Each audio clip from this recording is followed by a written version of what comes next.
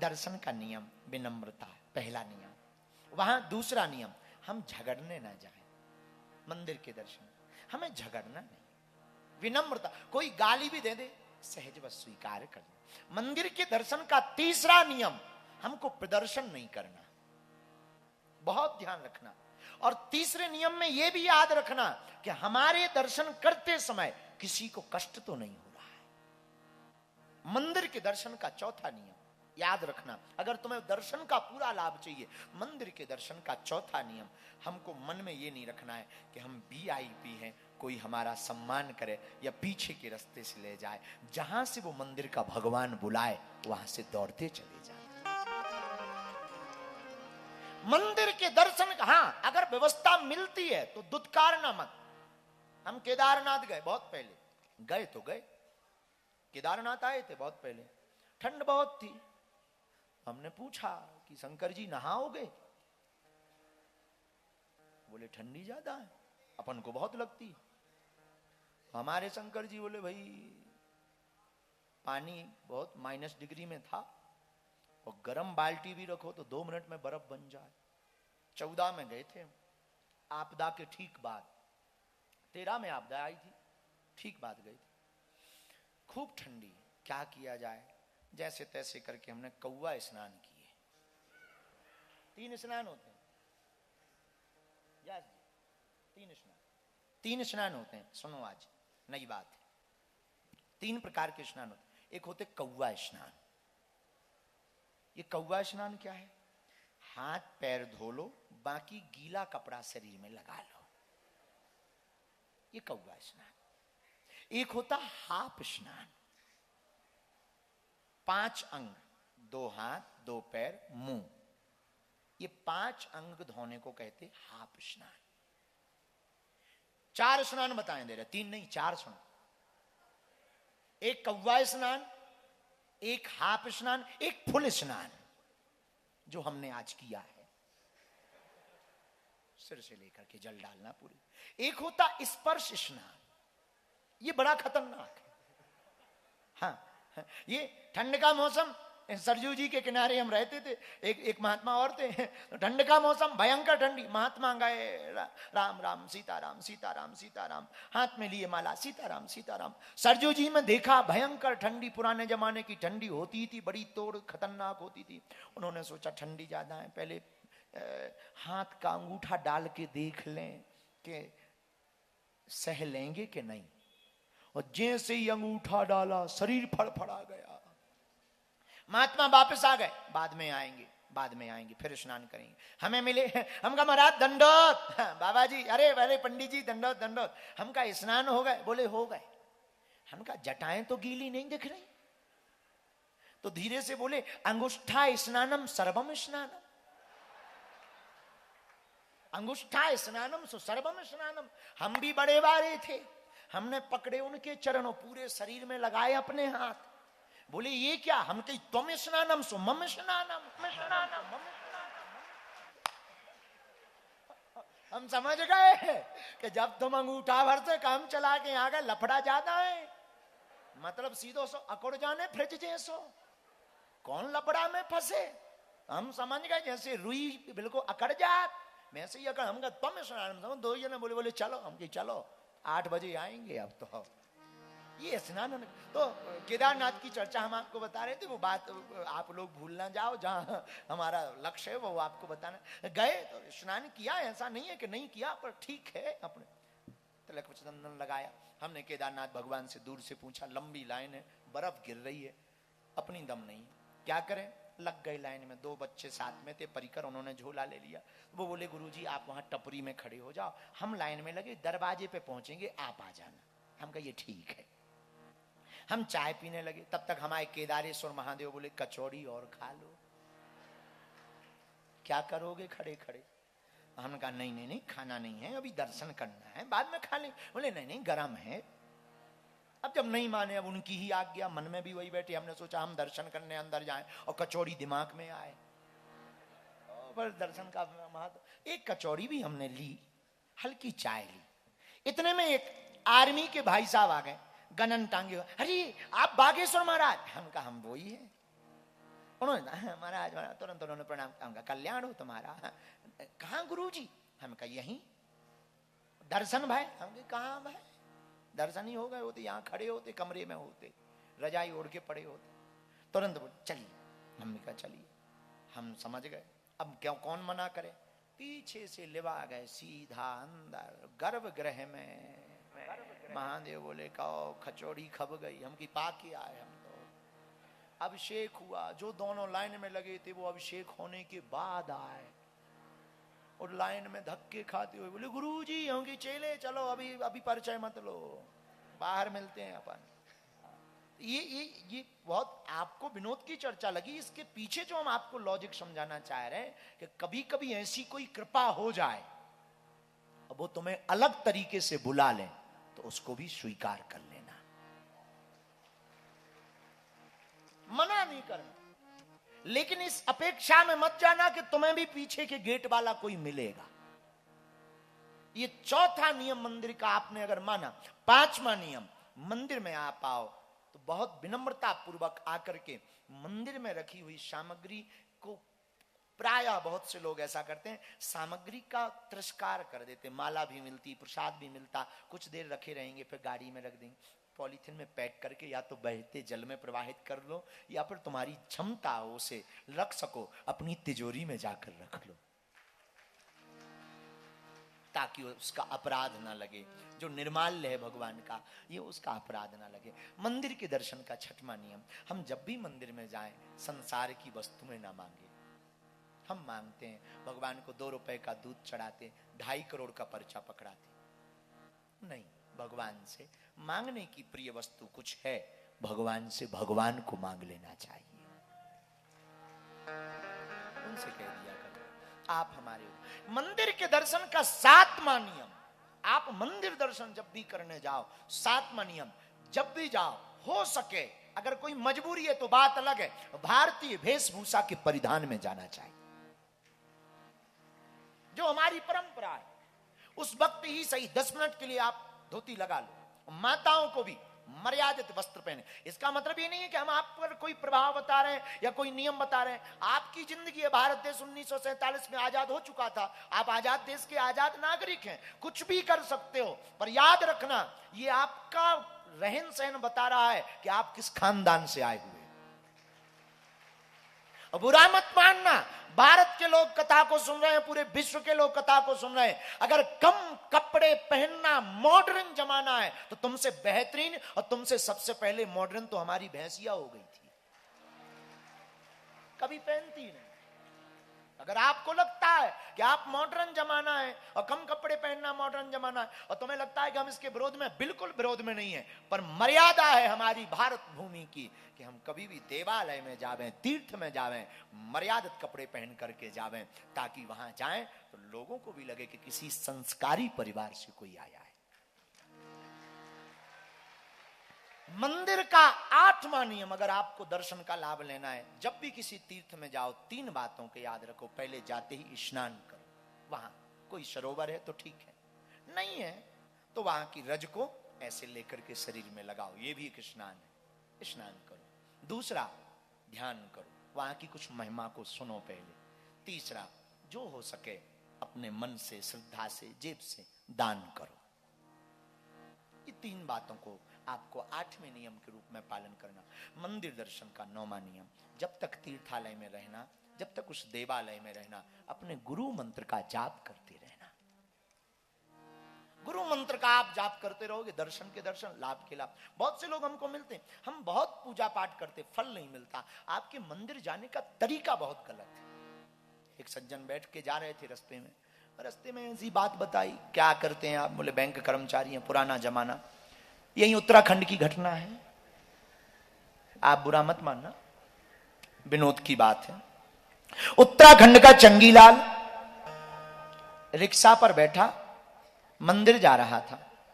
एक सज्जन बगल में बैठे थे, उन्होंने पूछा क्या करते हो? चंगीलाल ने कहा बैंक में है, मैनेजर हैं, भगवान की बड़ी कृपा है, ईश्वर की कृपा से 10,000 रुपया का बैंक बैलेंस। उस जमाने में 10,000 बहुत होती थी। अच्छा, बहुत अच्छा। पढ़े लिखे हो? हाँ, पढ़े लिखे। बहुत बढ़िया, बढ़िया बूट, सूट बूट में बढ़िया बैठे, बड़े आनंद के साथ में बैठे। रिक्शा गया, मंदिर के सामने खड़ा हुआ। और जैसे ही रिक्शा सामने खड़ा हुआ, उतरा सामने मैदान में, उसने जूते बाहर निकाले, नए जूते थे। कुछ लोगों को दिखावा की बड़ी बुरी आदत होती है। कुछ लोग ऐसे होते हैं, नई नई गाड़ी लें और गाड़ी अगर दूर खड़ी करनी पड़े तो वो चाबी ही फंसा लेंगे उंगली में, ताकि लोगों को लगे कि ये कार की चाबी है। तो उन्होंने उतारी, बाहर मंदिर में अंदर आए। अब वो मंत्र तो करें, तुम्हें माता चा, फिर जूते देखें, पिता तुम्हें, फिर देखें रखे लाल हमारे हैं, फिर दोनों तुम्हें वो बंधुश्चा, फिर जगदीश की प्रार्थना की जगह जूतों की प्रार्थना है। भगवान की प्रार्थना की जगह हमारा मन वहां रखा है। बुरा ना मानना, हम खिलाफ में नहीं है, क्योंकि कल हम जब रात को बैठे थे, चाचा जी बैठे हुए थे, सब लोग बैठे थे, हमने पूछा, हमने कहा जो अपना मंडल 400 लोगों को आया, उन्हें कोई दिक्कत तो नहीं है, शिकायत तो नहीं है कोई? एक जने खड़े हुए बोले, गुरुजी एक शिकायत बहुत आ रही। बोले क्या? हमने पूछा क्या? बोले चप्पल जूते चोरी हो रहे। हमको बताया, हमें बड़ी हंसी आई। तो हमें विनोद आया कि आप मंदिर आए, ठीक है, कुछ हरण भी हो गया ना, कोई दिक्कत नहीं, इनका काम ही है हरण करना। चोर ने जूते हरण कर लिए, भगवान से प्रार्थना करो कि जगदीश तुम्हारा चित्त हरण कर ले, तुम्हारे मन का हरण कर ले। भगवान बद्रीनाथ तुम्हारे मन का। मंदिर में आप जाओ, प्रार्थना बहुत श्रद्धा पूर्वक करो। इस नियम को पुनः सुनो, बहुत श्रद्धा पूर्वक। घुस गए, लय हो गए। जैसे दूध पानी में मिल जाता है तो वो अपने मूल्य पर पहुंच जाता, दूध के मूल्य पर, वैसे ही भक्त को भगवान के चरणों में ऐसे ही लीन होना चाहिए जैसे दूध पानी में लीन हो जाता। प्रार्थना करो। और हम लोग स्तुति भी बड़ी विचित्र करते हैं। वो जो खड़े थे सज्जन चंगीलाल उत्तराखंड वाले, अब वो प्रार्थना कर रहे थे भगवान से, अर्थ न धर्म न काम रुचि गति न चाहो निर्वाण। पहले प्रार्थना कर रहे ना, हमें अर्थ चाहिए ना धन चाहिए। फिर प्रार्थना कर रहे, नहीं विद्या नहीं बाहुबल नहीं खर्चन को दान। भगवान से कह रहे थे ना विद्या है ना बल है, बल्कि 10,000 बैंक में, 10,000 बैंक में। और स्तुति क्या कर रहे, नहीं विद्या नहीं बाहुबल नहीं खर्चन को दाम। धीरे से एक महात्मा बगल में खड़े थे तो कान में बोले, 10,000 बैंक में है तो क्या नहीं जानत राम। तुम कह रहे हमारे पास कुछ भी नहीं है। अरे भाई भगवान सब जानते हैं। हम लोग प्रार्थना अलग करते हैं, वास्तविकता अलग है। प्रार्थना हृदय से होनी चाहिए। जरूरी नहीं श्लोक आवे, तो श्लोक ना भी आवे, भाव में जो आपको आवे वो भगवान को समर्पित करना चाहिए। तो ये 9वां नियम। 10वां नियम और अंतिम नियम मंदिर दर्शन का। जब भी हम मंदिर दर्शन करने जाए तो बहुत से लोगों की आदत है पूजा का सामान सस्ता ले जाते, सस्ता। और हम लोग कहते हैं कि पूजा पाठ काम नहीं करता। सुपारी भी ले जाएंगे तो पंसारी की दुकान से वो सुपारी लेंगे जो खती हो, खराब। और दुकानदार भी इतने महान है कि वो पूजा की सुपारी अलग रखें। अगर उनसे कहे तो पूजा की, ये तो पूजा की सुपारी, पूजा की सुपारी, हाँ हाँ दे रहे ऐसा बताओ, खाने वाली चाहिए पूजा की। भाई दोनों में अलग क्या है? पूजा की अलग है, ये खाने वाली, हाँ दे दो। खाने वाली एक आएगी, ये 10 आ रहे हैं। लेकिन जब फोड़ के देखो बिल्कुल ऐसी बांस जैसी पोली, काली पड़ी, खती सुपारी, खराब सुपारी। और खराब सुपारी की पूजा करवा के हम कहते हैं भगवान बढ़िया वाला आशीर्वाद नहीं दे रहे। ये तो वही कहावत हो गई। हम पिंटू को सुबह कह रहे थे, इनको हम सुबह कह रहे थे अपने कमरे में, ये तो वही कहावत हो गई कि एक बहन जी का नाम था खुशबू, जहां जाती थी लगती थी बदबू। इतनी बदबू के आदमी बेहोश हो जाए। हमारे बगल से निकली, हम कहा बहन जी नाम क्या है? बोले खुशबू। हम कही खुशबू महक छोड़ो, पहले नहा तो लो। तो ये तो वही वाली बात हो गई। तो हम लोग कहते हैं भगवान से कि बताओ भगवान कृपा नहीं कर रहे हैं। और हम सामग्री में अपराध करते हैं। पूजा मंदिर में जाते हैं, भगवान के लिए कपड़ा भी लेते हैं, सस्ती वाली तौलिया दो, सस्ती वाली, पूजा के लिए चाहिए, पूजा के लिए। बताइए, हाँ इसका मतलब ये नहीं कि आप महंगी लो, इसका मतलब ये है जो हम अपने जीवन में उपयोग करें वही अपने ठाकुर के लिए उपयोग करना चाहिए। दो वस्तुएं कम लो आप।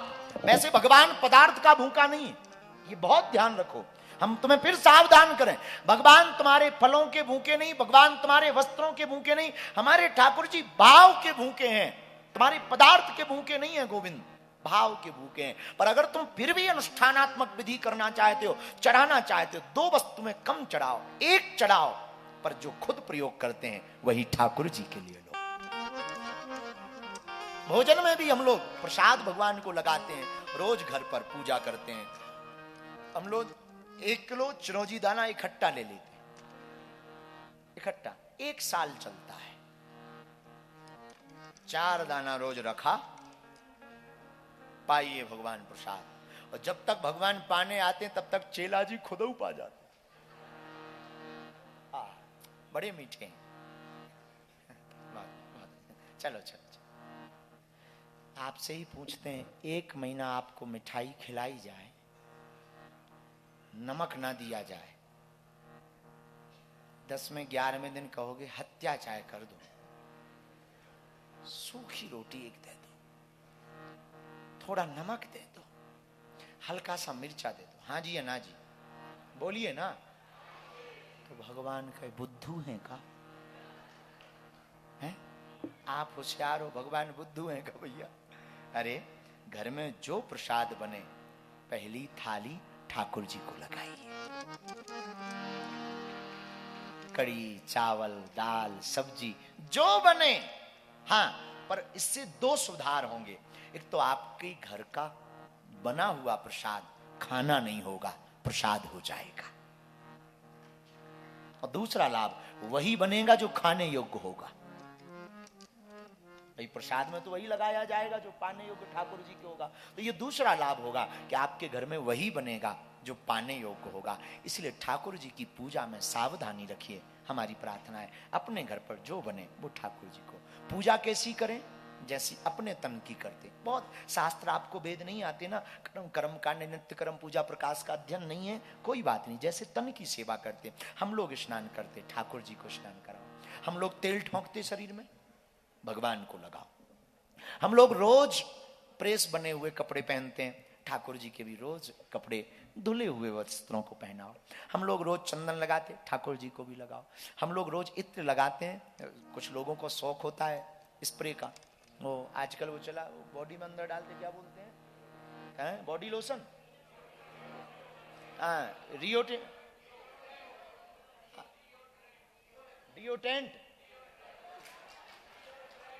डिओड्रेंट, हाँ जो भी है, अपनी अंग्रेजी बहुत अलग टाइप की है, तो जो भी है हम लोग लगाते हैं। भगवान को भी इत्र लगाओ। भगवान को स्प्रे ना भी इत्र लगा सकते हो, कोई शुद्ध स्प्रे हो तो ठीक है, वरना इत्र लगाओ। ठाकुर जी को चंदन लगाओ। माला कभी कभी पहनने का शौक होता है, ठाकुर जी को भी रोज पहनाओ। रोज हम जो प्रसाद पाते वो ठाकुर जी। बस इतनी सामान्य चीजों को आपको ध्यान रखना है। इससे एक तो आपके घर में जो प्रसाद बनेगा ना, भोजन बनेगा, वो खाना नहीं होगा। खाना खाओगे, खाना तुम्हें खाएगा, खाना नहीं, प्रसाद। जो थाली लगे भगवान के सामने रखो और गाओ, सीताराम आइए, राजा राम आइए, मेरे भोजन का भोग लगाइए, मेरे भोजन का भोग लगाइए। और अगर आप किसी और के भक्त हो तो गाओ, राधे श्याम आइए, घन श्याम आइए, मेरे भोजन का भोग लगाइए, मेरे भोजन का भोग लगा जाइए। और आप भी आना संग में बाबा जी को लाना, आप भी आना संग में भोले जी को लाना, भोले जी को लाना, शंकर बाबा जी को लाना, पार्वती संग आइए, भर उमंग आइए, मेरे भोजन का भोग लगा जाए। कम से कम 7 मिनट प्रसाद की अवधि में कम से कम 7 मिनट तक प्रसाद लगाओ। फिर जब लग जाए जलाचमन करो, नेत्र बंद करके पर्दा खोलकर गरुड़ घंटिया बजाकर प्रणाम करो, प्रभु की जय हो। तो बीड़ा पान हो तो ठीक है, लौंग इलायची रखो तो ठीक है, इतने में काम चलेगा। प्रसाद की थाली उठाओ, उस प्रसाद की थाली का अन्न जितने लोग घर में भोजन करने आवे सबके में थोड़ा थोड़ा टुकड़ा रख दो, थोड़ा दाल रख दो, थोड़ी सी चावल, महाप्रसाद रख दो। फिर आप देखो वो खाना खाना नहीं प्रसाद हो जाएगा। जो भी पाएगा उसकी मति ठीक रहेगी, दुर्गति नहीं होगी, सदगति होगी। ये नियम है। तो मंदिर दर्शन करने के नियमों का आप पालन करोगे तो आपको दर्शन का लाभ होगा। अगर मंदिर में आप वीवीआईपी बनकर गए तो दर्शन हो जाएंगे, फोटो वोटो खिंच जाएगी, दुनिया की नजर में ये भी रहेगा कि आप धार्मिक हो, इतना हो सकता है, बाकी का हमें पता नहीं। और मंदिर में तुम्हें भगवान ना भी दिखाई दे तो परेशान मत होना, भगवान को तुम दिखाई दे रहे हो, तुम्हें तो वो देख रहा है। तुम भीड़ में ना भी देख पाओ, खड़े हो जाना, वो तुम्हें देख लेगा। अब ऐसा तो नहीं है कि भगवान तुम्हें नहीं दिखाई दिए तो दर्शन नहीं भय, तो तुम पर कृपा नहीं होनी है। अंधे को भी नहीं दिखाई देता है, पर सूरदास पर तो कृपा हुई, सूरदास ने तो पाया। और एक बहुत पुराना कोई प्राचीन कथा है, कोई अंधा आदमी गया मंदिर में, तो मंदिर के लोग हंसे, बड़ा भाग रहा है, क्या भगवान को खाक देखेगा, अंधा आदमी दिखाई नहीं देता, क्या खाक मंदिर को देखेगा, जाओ बाहर बैठो, तुम काहे को भीड़ में धक्का मुक्की खा रहे हो। अंधे ने मुस्कुराकर कहा, श्रीमान शांत हो जाइए, मैं जानता हूं मैं अंधा हूं, दिखाई नहीं देता, पर क्या हुआ, मुझे नहीं दिखाई देता, मैं नहीं देख पाऊंगा, पर वो तो देख सकता है, उसके देखने से कृपा हो जाएगी। तो आप इस चक्कर में मत पड़ो कि आपको भगवान दिखाई नहीं देता है, भगवान तुम्हें देख रहा है। भगवान अनुभव का विषय है, भगवान को अनुभव से ही पाया जा सकता। भगवान को आप बुद्धि से या भगवान को आप दिमाग से पा भी नहीं सकते। महात्मा को और परमात्मा को आप केवल भाव से पा सकते, उनकी कृपा को भाव से पा सकते। हम आज बैठे चर्चा कर रहे थे, यहाँ के बड़े प्रसिद्ध महात्मा गुदड़ी वाले महाराज जी, बद्रीनाथ के प्रसिद्ध महात्मा गुदड़ी वाले महात्मा जी, आहा, एक गांव में, 2 गांव में, दोनों जगह भंडारा। एक गांव वाले लड़ गए, ए महाराज हमारे गांव के हो, यहीं भंडारा पाओगे, दूसरी जगह नहीं जाओगे। महात्मा बोले ठीक है भैया, कुछ नहीं बोला। पर पहुंचे हुए महात्मा उनको कौन पहचान पाए। 3 दिन बाद पता लगा कि दोनों भंडारे में बाबा जी रहे। लो हो गया काम, चेला भी खुश और गुरु जी की भी जय जय। इसलिए हमको परमात्मा की कृपा को पाने के लिए प्रदर्शन की आवश्यकता नहीं, दर्शन की आवश्यकता है। और दर्शन भी इन आंखों से ना भी हो, मन की आंखों से। इसलिए ये हमें लगा कि कथा कहने के पहले आपको मंदिर दर्शन का रीति रिवाज होना चाहिए पता। जितना हमें लगा, हमें ज्ञान तो है नहीं है, जितना लगा कि इतना बताना चाहिए, इतना आप मान लोगे। ये 9-10 बातें जो हमने मोटी मोटी बताई हैं, छोटी छोटी बातें बहुत भी हैं, पर ये मोटी मोटी बातें ही समझ लो, छोटी छोटी बातें तो हो ही जाएंगी। सद्गुरु वेद वचन सद्गुरु वैद्य वचन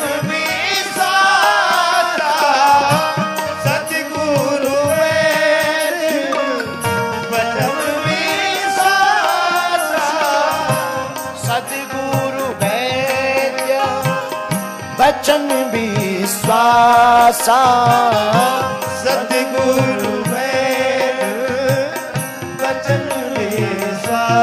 दोनों हाथ उठाकर श्री राम जय राम, जय जय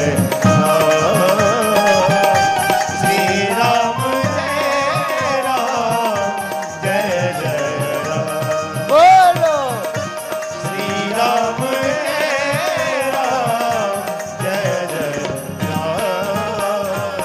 सदगुरु वैद वचन विश्वासा। लेकिन वो गुरु कौन है? जय जय जय हनुमान गोसाई, हमारी नजर में दो। जय हनुमान गोसाई। हाँ, कृपा करहूं गुरुदेव की